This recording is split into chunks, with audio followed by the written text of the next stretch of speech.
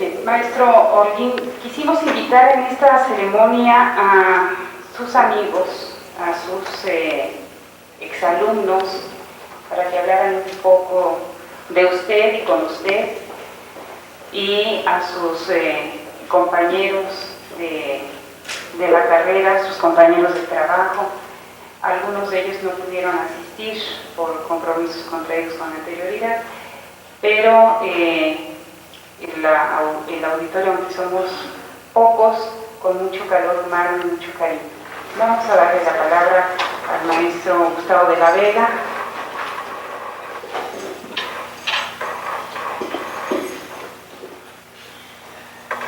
Realmente para mí es un privilegio poder participar en un homenaje al maestro Fernando Holguín, uno de los maestros para mí más queridos, de los que he aprendido más en esta facultad, en muchas dimensiones, no solamente en el aula.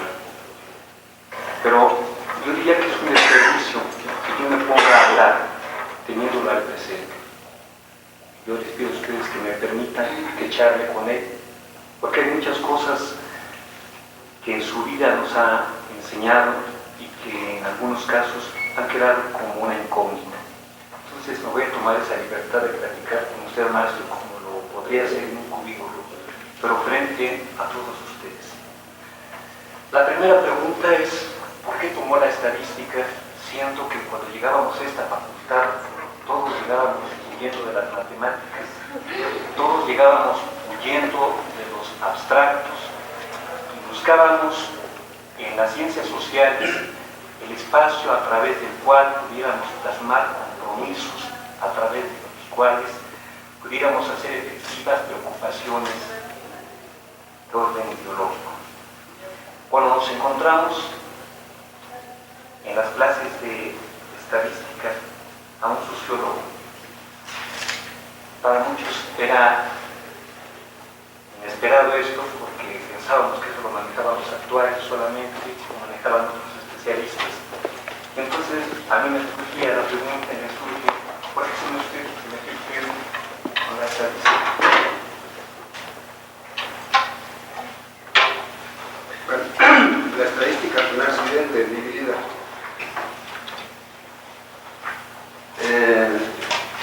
Yo también fui prófugo de las matemáticas, viví en la Facultad de Ciencias Políticas y Sociales. La historia de ser un maestro de estadística, o digamos la culpa, es de don Pablo González Casanova. Yo tuve un buen maestro, buenos maestros de estadística, a José Gómez Robleda, a Óscar Uribe Villegas, y mis compañeros estaban más cerrados que yo en cuanto a aprender la materia. Entonces, generalmente yo les daba clase a mis compañeros y me ponían en el pizarrón y les explicaba la materia, y don Pablo pasaba y me veía por ahí dando la clase de estadística. Total que don Pablo, a través de don Pablo me fui a Brasil. Él me hizo favor de conseguirme una beca para estudiar en la Escuela de Sociología y Política de Sao Paulo. Y a mi regreso le dije, doctor, pues yo quiero dar clases. Claro, Holguín, pues para eso lo mandamos. Y me preguntó qué clase quiere dar. Bueno, pues yo quiero dar metodología. No, Holguín, pues ya están los maestros, los dueños de la metodología eran los antropólogos aquí en la facultad. Y luego dije, bueno, también me gusta teoría sociológica. Dice, mire, no, necesitamos un buen maestro de estadística. Si yo no va por ahí lo que yo estoy solicitando. Dice, mire, yo cuando era este estudiante pasaba ahí por el salón y usted le estaba dando clase a sus compañeros. Bueno, le dije, acepto, pero por este semestre. Y así quedamos. Es decir, yo me haría cargo de la materia de estadística y en cuanto hubiera metodología o teoría, tomaría esa materia. Bueno, ese semestre me gustó la materia. Y entonces, hace 41 años que estoy pero fue un mero accidente. Es decir, más adelante me voy a referir al maestro Benítez, cuando él entró a un concurso de oratoria y habló sobre la orientación vocacional, pero eso lo dejaremos después, y ahí viene al caso la vocación. Sí. Esa vocación y ese accidente lo llevaron a crear los primeros textos de estadística destinados a especialistas en ciencias sociales. En los 70s aparece la estadística descriptiva aplicada a ciencias sociales, que la verdad, quienes la recibimos por primera vez, la sentíamos como una bendición, pues con usted nos hace que trabajáramos los champs, que eran unos animalotes gigantes, inaccesibles, mal traducidos, pero justamente cuando nos ponen a su alcance la estadística descriptiva, tienen una cualidad que ya apuntaba el maestro Benítez, y era que estos libros tenían ejemplos reales que correspondían inclusive al campo de las ciencias sociales. Yo le pregunto ahora el origen y la intención del libro. Bueno, ese libro se origina con Óscar Uribe Villegas.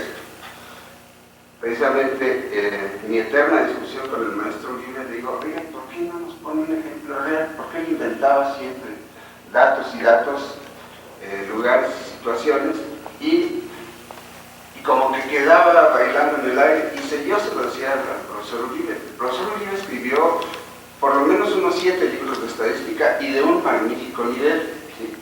Después dejó la estadística y se ha dedicado a otras áreas de conocimiento.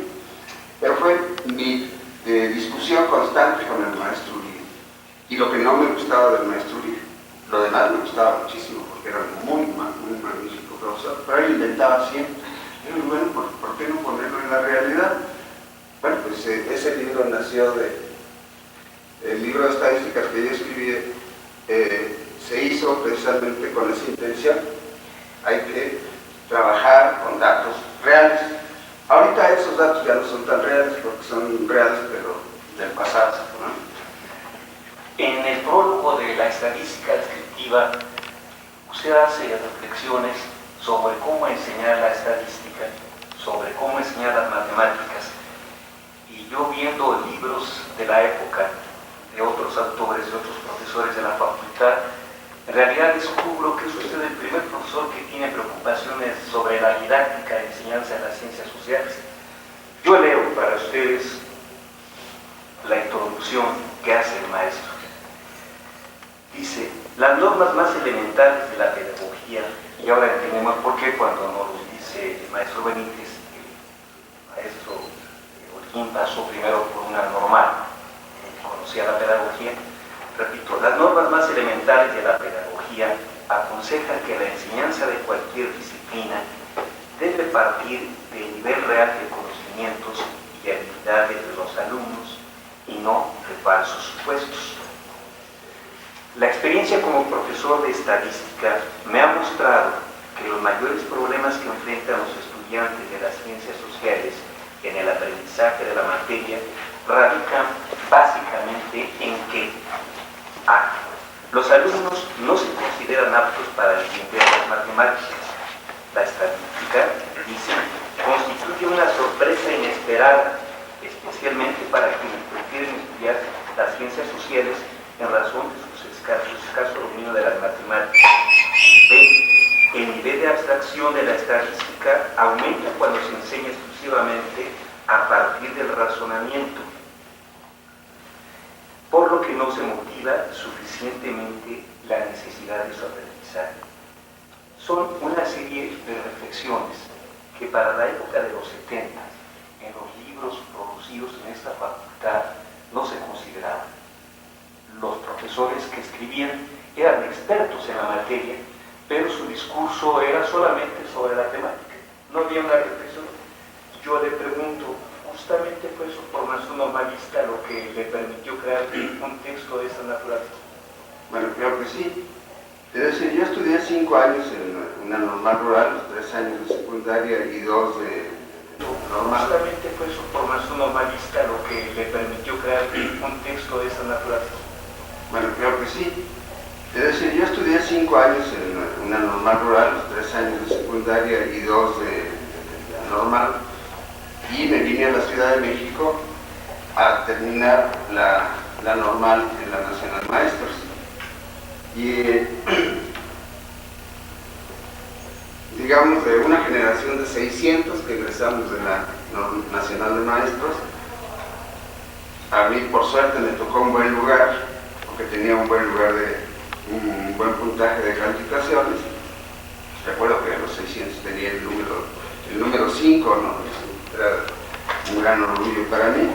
Y entonces me mandaron a una escuela de la colonia Río Blanco, vecina de la Bondojo, de la Bondojito. Y el único grupo que había disponible era primer año, y no había de otro. O la acepta o se espera que le den otra plaza por otro lado. Bueno, yo acepté, y digamos que una de mis mayores satisfacciones es que a los 3 meses y medio, mis alumnos todos sabían leer y escribir, ¿sí? Y digamos, yo creo que no he recibido una mayor satisfacción que esa. Es decir, en una colonia humilde, con alumnos humildes, poder enseñar y ver los resultados inmediatos de la enseñanza, ¿sí? Entonces, había todo un plan didáctico de cómo enseñar la escritura y la lectura.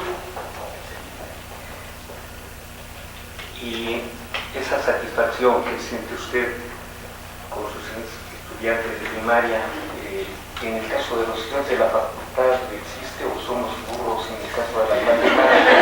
¿No hay satisfacción? No, yo creo que sí se da. ¿Sí? Satisfacciones y desengaños, desencantos, ¿no? Es decir, esta facultad, cuando en su primer plan de estudios, desde el 51 a 57, 58, pues tenía un buen nivel de estadística. Tenía estadística 1, estadística 2 para todas las carreras: relaciones, comunicación, sociología, ciencia política. Y luego el plan de estudios de don Pablo,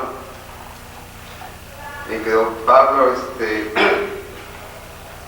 le daba un gran énfasis a la enseñanza para el oficio, ¿sí? Y es algo que de alguna manera se ha perdido, ¿no? Es decir, formar sociólogos que sepan trabajar en la sociología, no que sepan sociología, ¿sí?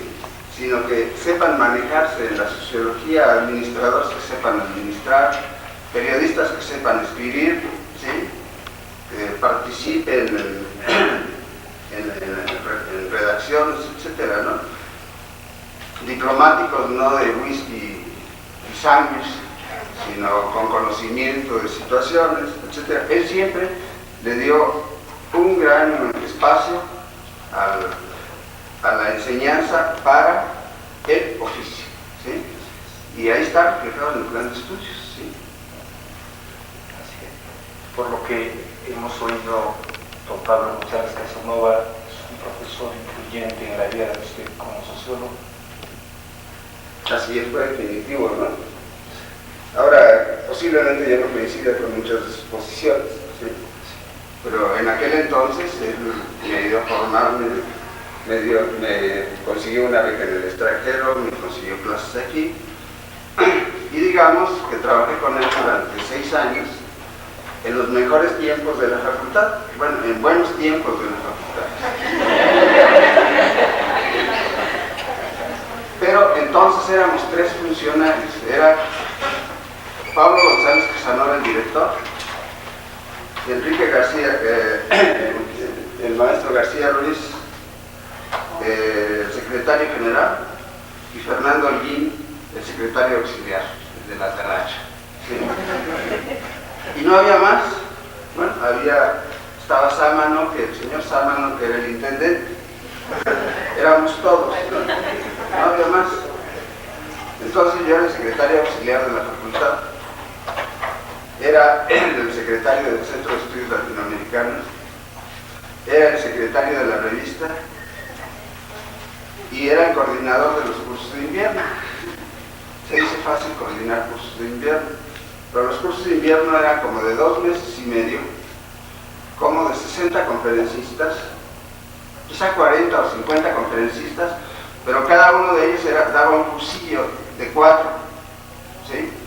Y entonces en esas épocas a mí salía úlcera, tenía que ir con el doctor, pero era fue una actividad muy gratificante de mi parte en la facultad. De hecho, usted es el primer funcionario de los egresados de la facultad. Así es. Es el secretario auxiliar, como lo dice, y es el primer egresado de Cable Brecha. Y esto me recuerda después, maestro, cuando participamos porque usted me invitó, en la propuesta de que un egresado de la facultad fuera director de la misma. Fue una lucha que dimos los egresados porque el maestro Guín ocupara la dirección de la facultad. Yo sé que esa experiencia a lo mejor no es grato recordarla, pero ahora que estamos charlando en público, ¿qué resultó de esa experiencia para usted? Bueno, resultó un cierto enojo, pero muy pasajero, porque yo me fui a la metropolitana, Xochimilco, a cargo del departamento de Relaciones Sociales, así se le llama allá, o sea, de Sociología. Pero terminando mi año sabático y un medio año más, yo me regresé a la facultad, es decir, yo no podía estar fuera de la facultad. Yo pensé que la nueva universidad metropolitana iba a ser algo diferente. Era una universidad pequeña, esta era una universidad muy grande y era inmanejable, etcétera, etcétera. Pues era menos manejable los poquitos alumnos que había en la metropolitana, porque eran bravísimos los Xochimilcos desde que se inició, ¿sí? Y a mí no me corrieron, pero sí yo me di. Es decir, no fue un pleito con Julio del Río, sino una cierta desilusión, ¿no? Con Julio yo siempre me llevé muy bien, lo admiré mucho, le ayudé en su trabajo, nunca lo ataqué, ¿sí? Y en la terna pues participamos Elena y yo, y hubo un cierto rocecito por ahí, pero nunca se ha cortado la amistad con Elena, ¿sí? Fuimos amigos como estudiantes, participábamos en la grilla estudiantil, ¿sí? Luego pues nos tocó formar parte de una terna, pero el problema fue pasajero y seguimos como siempre. Sí, yo quiero recordar de esa experiencia que la verdad conocíamos muchos de sus alumnos, a Fernando Holguín como maestro, pero no habíamos tenido la oportunidad de conocerlo como político. Yo creo que también nos dio clases de lo que era ser un caballero, de lo que era ser un hombre honesto, de lo que era ser un académico. La lucha, yo la llamo así porque así la asumimos en esa época los que éramos jóvenes en ese proceso, la lucha por llegar a la dirección. El profesor Holguín le dio un matiz estrictamente académico y quienes participábamos con él en la campaña teníamos línea de no utilizar ningún otro elemento que no fuera los propósitos del proyecto académico.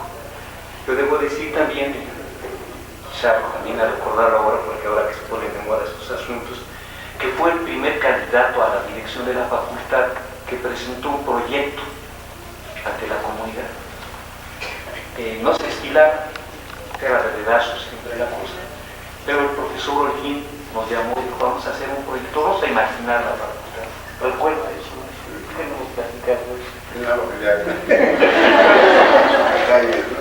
Sí, pero fue un proyecto en el que yo recuerdo, ahí le va esto que usted sí lo tiene presente, que decía, efectivamente hay que fortalecer la teoría, efectivamente hay que fortalecer la metodología, efectivamente hay que llevar a los estudiantes a las prácticas, pero tenemos que salirnos de aquí, hay que hacer oficio de los sociólogos.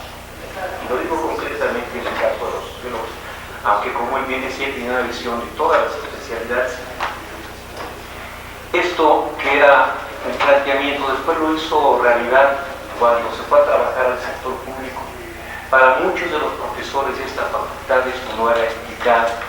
Para quienes lo conocíamos, entendíamos que era la oportunidad de hacer praxis, era la oportunidad de llevar justamente hasta el espacio donde se hace la sociología, los conocimientos. Entonces por ahí iba el proyecto.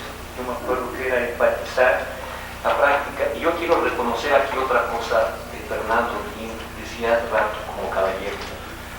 Yo participé, yo lo digo, muy cercano con el maestro Guín en la campaña para la elección. Cuando fue designado el maestro Julio del Río, a mí fue el primer colaborador que me invitó. Y yo la verdad me sentí totalmente desubicado porque yo estaba trabajando para el maestro Guín. No sé, lo primero que se me ocurrió hacer fue ir a Piquet y dije, ¿sabe qué? El profesor Julio del Río me invita a formar parte de su equipo. Yo, ¿qué le digo? Pues que no. Pues yo estaba participando, pues dijo, no, está equivocado, Gustavo. Vaya y dígale que sí, pero pídale que haga un programa de prácticas, que cree un departamento de prácticas. Esto es idea del profesor Fernando. Yo no sabía en qué iba a participar, simplemente me invitaba a Julio del Río.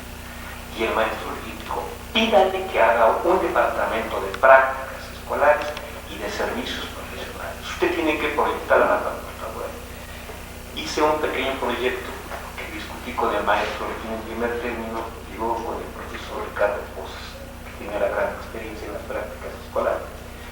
Pero entonces, eso era parte de la idea que tenía ese proyecto, que canalizamos después en el gobierno del maestro de Río. Y eso, bueno, a mí me hace quedar a Fernando porque era una gente recta, consistente. No quiero abusar del tiempo de esta charla, pero me quiero brincar a otros tiempos ya más recientes. Muchos profesores de esa época se han quedado estancados, la verdad, particularmente en la didáctica, particularmente en la forma de dar clase, en la forma de relacionarse con los alumnos. No sucede esto con Fernando. Todavía hay maestros en esta facultad que siguen enseñando la estadística a la antigüedad. El profesor Fernando Guín maneja el paquete SPSS, el paquete estadístico de las ciencias sociales. Y eso lo aplicó para la evaluación que hacen de los profesores, de los estudiantes aquí. ¿Cuál es la experiencia de esa aplicación, de esa evaluación, que parece que no a todos nos gusta? No sé, pero creo que es algo que viene desde mi ingreso a la facultad. Es decir, cuando ingresamos a esta facultad, ya en el segundo año participamos en la liga estudiantil y fui nombrado secretario general de la facultad. Había un presidente, después yo como secretario general de la facultad. Y había un problema muy grave que tenía la escuela, no es la facultad, la escuela de ciencias políticas. Un problema gravísimo de ¿cómo le llamaríamos? Ausencia de los profesores en su clase. Entonces era común que un alto funcionario quisiera tener una clase en la universidad simplemente para que le diera brillo. Todavía. No sé si todavía. Y no sé si todavía le podemos dar brillo. Y solicitamos ante el Consejo Técnico la remoción de ese tipo de profesores. Imaginen ustedes una escuelita muy chiquita, con, ¿qué sería? 500 alumnos más o menos. Sacamos a 12 profesores por faltistas, pero porque incluso algunos ni se habían presentado. se dio el caso de un profesor que envió un telegrama felicitando al Consejo Técnico por la limpieza, un profesor de los que habíamos sacado, felicitando al Consejo Técnico por la limpieza que estaba realizando en la escuela. Desde entonces mi preocupación, yo he tenido la preocupación, y se lo he manifestado a varios directores, de que hay que exigir lo justo, sobre todo al profesor de carrera. El profesor de carrera antes era medio remunerado, ¿no? Pero actualmente tenemos profesores de carrera muy bien remunerados, porque a veces doblan su sueldo con la antigüedad y con los estímulos, y muchas veces no los vemos en la facultad. ¿Qué está pasando? Ya no están ganando 30,000 pesos, algo así, y están fuera de la facultad. Y esa ha sido una de mis grandes preocupaciones. Dentro de eso, pues se inscribe la evaluación que hacen los alumnos de los profesores que han tenido, y creo que es un sistema que ha servido muchísimo a la facultad, ¿sí? La mayor parte de los profesores salen bien calificados, pero digamos hay un 5% que simplemente está para el arrastre, ¿no? Y eso lo conocen los coordinadores, lo conoce la dirección, y ya se sabe, porque antes simplemente no se sabía si el profesor realmente estaba asistiendo, porque los alumnos generalmente no denuncian al profesor que falta, ¿sí?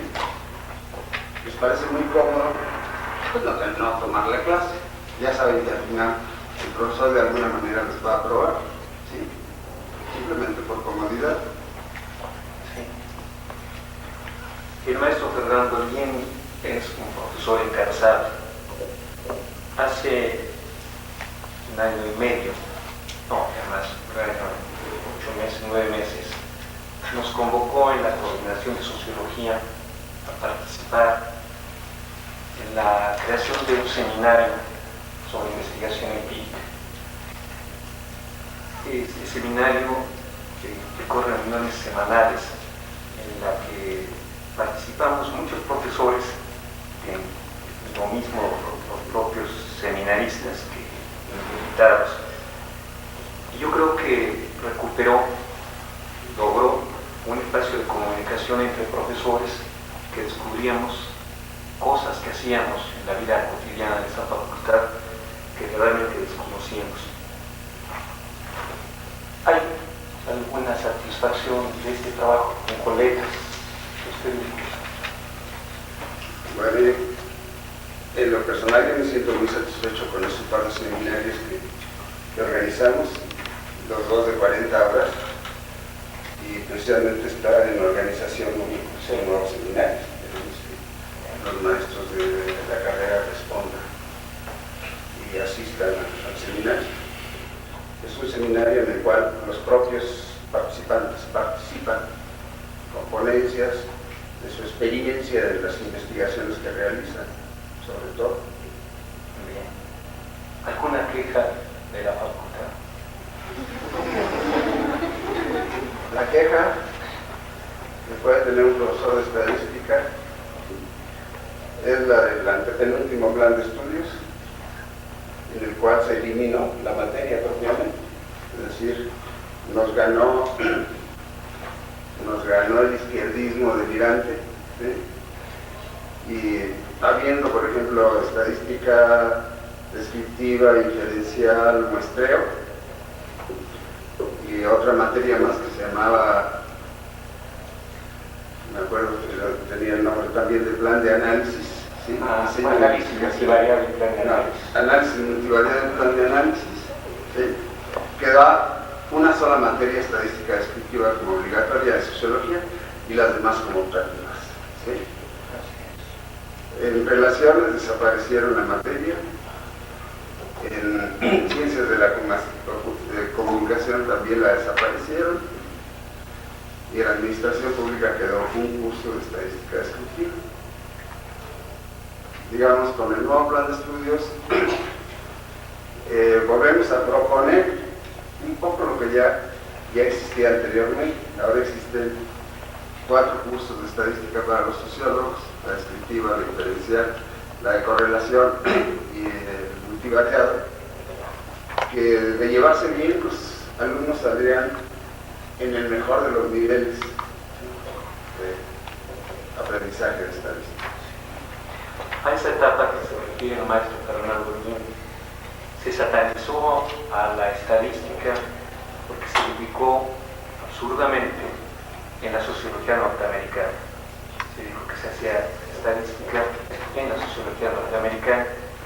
Esto fue una época que duró un buen número de años, hasta que se leyeron bien a los marxistas, hasta que se leyeron bien a los autores del materialismo histórico, y descubrimos que los clásicos del marxismo utilizaban la estadística, y que el desarrollo del capitalismo en Rusia, Lenin, tiene toda la primera base, la primera parte de estudios estadísticos sobre los campesinos pobres.